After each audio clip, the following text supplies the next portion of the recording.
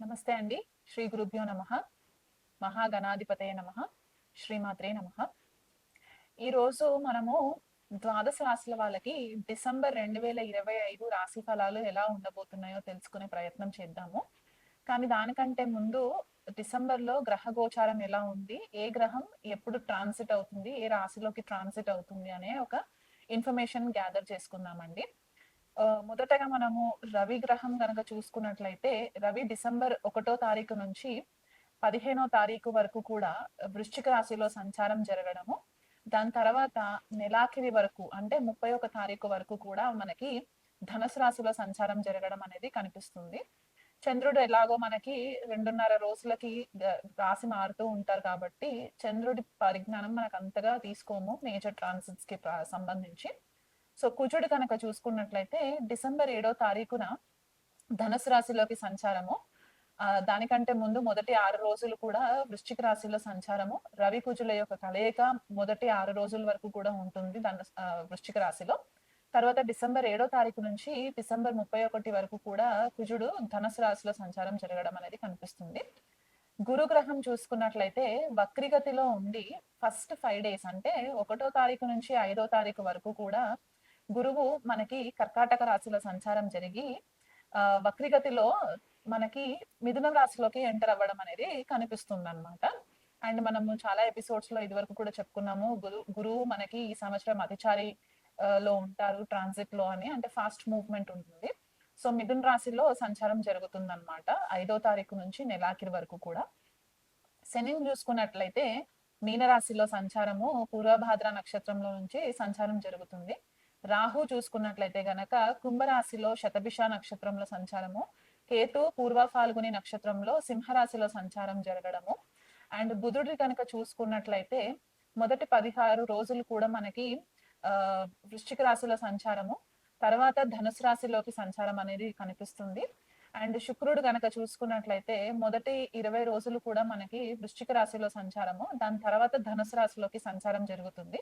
So ఇలాంటి గ్రహగతులని మనం గనక పరిశీలించినట్లయితే ఎక్కువ మనకి ధనుసు రాశి వృశ్చిక రాశి యాక్టివేషన్ అనేది కనిపిస్తుంది.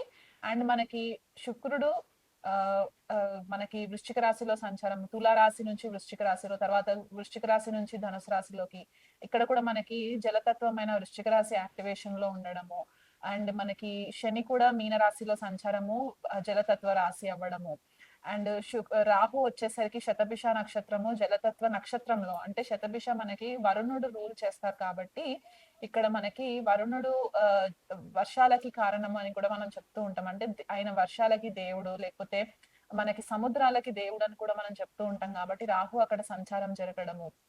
అండ్ రవి కూడా మనకి మొదట 15 రోజులు వృశ్చిక రాశిలో సంచారము, తర్వాత మనకి ధనుసు రాశిలో సంచారము. సో ఇలాంటి ట్రాన్సిట్ ని మనము చూసుకున్నట్లు అయితే గనక మనకి గ్లోబల్ లెవెల్ గా చూసుకుంటే మనకి వాటర్ కి సంబంధించి అంటే జలానికి సంబంధించి కొద్దిగా మనకి ఇష్యూస్ రావడం, అంటే సైక్లోన్స్ రావడము, టైఫూన్స్ రావడము, లేకపోతే వాటర్ కి సంబంధించి యాక్సిడెంట్స్ జరగడం, అంటే కొంతమంది బీచెస్ కి వెళ్ళడము అక్కడ ఇష్యూస్ రావడము, లేకపోతే యాక్సిడెంట్ జరగడము, వీళ్ళు కొద్దిగా నెగ్లిజెన్సీ తోటి ఉన్నప్పుడు కొద్దిగా యాక్సిడెంట్స్ జరగడము వాటర్ కి సంబంధించి ఇవి ఎక్కువ కనిపిస్తూ ఉన్నాయి. కాబట్టి వీలైనంత మట్టుకు ద్వాదశ రాశులు అందరూ కూడా ఇదొక కామన్ పాయింట్ గుర్తు పెట్టుకోండి. ఎక్కడన్నా నదీ స్నానాలకు వెళ్ళినా, సముద్ర స్నానాలకు వెళ్ళినా కొద్దిగా అలర్ట్ గా ఉండే ప్రయత్నం చేసుకోండి. మనకి ఈ ట్రాన్సిట్స్ వల్ల చలి తీవ్రత కూడా ఎక్కువ జరిగే ఛాన్సెస్ కనిపిస్తుంది. మనకి తెలుగు రాష్ట్రాలలో చలి కూడా ఎక్కువ ఉంటుంది. కోల్డ్ ఫ్రంట్ అనేది అయితే చెప్తూ ఉంటామో ఈ మొదట 15-16 రోజులు కూడా కోల్డ్ ఫ్రంట్ అనేది ఎక్కువ ఉండి ఉష్ణం చాలా చలి ఎక్కువ అయ్యే ఛాన్సెస్ కనిపిస్తూ ఉన్నాయి. సో అది కూడా ఒకటి మైండ్ లో పెట్టుకోండి. ఎవరైనా సముద్ర తీరంలో ఉన్న వాళ్ళు ఇతర వేరే దేశాలలో ఉంటే గనక ఈ జలాశయాలకి వెళ్ళినప్పుడు కొద్దిగా కేర్ఫుల్ గా ఉండండి. ఎలాంటి వాటర్ స్పోర్ట్స్ కి చేసుకున్నా కూడా కొంచెం కేర్ఫుల్ గా ఉండి ప్రికాషన్స్ తీసుకోండి. అండ్ ఇమోషన్స్ పైన డెసిషన్స్ తీసుకోకండి. ద్వాదశ రాశుల వాళ్ళకి అందరికీ కూడా ఇది ఒక కామన్ పాయింట్ అన్నమాట. ఎటువంటి డెసిషన్స్ లైఫ్ కి సంబంధించి మేజర్ ఈవెంట్స్ కి సంబంధించి డెసిషన్స్ మీరు ఏవైతే తీసుకుంటారో అవి ఇమోషన్స్ మీద తీసుకున్నట్లయితే గనక మీకు చాలా మట్టుకు నష్టపోయే ఛాన్సెస్ కనిపిస్తున్నాయి. కాబట్టి కొద్దిగా లాజికల్‌గా, ప్రాక్టికల్‌గా ఆలోచించి మీరు డెసిషన్స్ తీసుకునే ప్రయత్నం చేసుకోండి. అండ్ ఇండివిడ్యువల్‌గా ఏ రాశి వాళ్ళకి ఎలాంటి రిజల్ట్స్ ఉండబోతున్నాయి అనేది నేను మీకు వివరిస్తాను. మీనరాశి వాళ్ళకి లేదా మీన లగ్నం వాళ్ళకి డిసెంబర్ నెల ఎలా ఉండబోతుందో చూద్దామండి. మీనరాశి వాళ్ళకి లగ్నంలోనే అంటే మీనరాశిలోనే శని సంచారం జరగడము, చతుర్థంలో గురు సంచారము వక్రిగతిలో మిథున రాశిలో డిసెంబర్ 5వ తారీఖు నుంచి మొదలవుతుంది. రాహుకేతు సంచారం గనక చూసుకుంటే షష్ఠ వ్యయ స్థానాలలో రాహుకేతు సంచారం జరగడము and Ravi Budha Guru and శుక్రుడు గనక చూసుకున్నట్లయితే గనక మనకి భాగ్యస్థానము అండ్ దశమ స్థానంలో వీళ్ళ యొక్క ఎఫెక్ట్స్ కనిపించే ఛాన్సెస్ ఉన్నాయి కాబట్టి ఇలాంటి గ్రహస్థితిని గనక మనం చూసుకున్నట్లయితే మీనరాశి వాళ్ళకి ఏలినాటి శని ప్రభావంలో ఉన్నారు. అండ్ చతుర్థంలో గురు వక్రిగతిలో పరిస్థితి ఏంటి అంటే, ఈ గృహ వాతావరణంలో చికాకులు రావడము, దానివల్ల మీ ఆరోగ్యం దెబ్బతినడము, మీరు ఎంత కష్టపడుతున్నా మీకు ప్రాపర్ రికగ్నిషన్ రాకపోవడము, మీ ఫ్యామిలీలో కూడా మీకు పెద్దగా సపోర్ట్‌గా ఉండకపోవడము, తల్లి నుంచి కానివ్వండి, లేకపోతే మాతృవర్గం కానివ్వండి, ఇలాంటి వాళ్ళ దగ్గర నుంచి మీకు ప్రాపర్‌గా సపోర్ట్ ఉండకపోవడము, ఎమోషనల్‌గా డిస్టర్బ్ అవుతూ ఉండడము. దాని ఇంపాక్ట్ మీకు హెల్త్ పైన పడడము అండ్ నిద్రకి సంబంధించి ఇష్యూస్ రావడం. ఎందుకంటే వ్యయంలో రాహు సంచారం జరుగుతుంది కాబట్టి మీకు నిద్రకి సంబంధించి ఇబ్బందులు రావడం. అంటే ఎక్కువ తీవ్రమైన ఆలోచనలు చేస్తూ ఉన్నప్పుడు ఏంటంటే సరిగ్గా నిద్రపోం కదా! సో దానివల్ల మీకు హెల్త్ ఇంపాక్ట్ అవ్వడము, వెయిట్ ఎక్కువ గెయిన్ అవ్వడము ఇలాంటివి ఎక్కువ కనిపించే ఛాన్సెస్ ఉన్నాయి. గుప్త శత్రువుల నుంచి కూడా కొద్దిపాటిగా మీకు ఇబ్బందులు రావడము. అండ్ సొసైటీలో కూడా కొద్దిపాటిగా కష్టపడుతున్నారు అని అంటారు కానీ ఎవరు కూడా హెల్ప్ చేసేలాంటి పరిస్థితి అయితే కనిపించట్లేదు కాబట్టి ఈ విషయంలో కొద్దిగా కేర్‌ఫుల్ గా ఉండే ప్రయత్నం చేసుకోండి.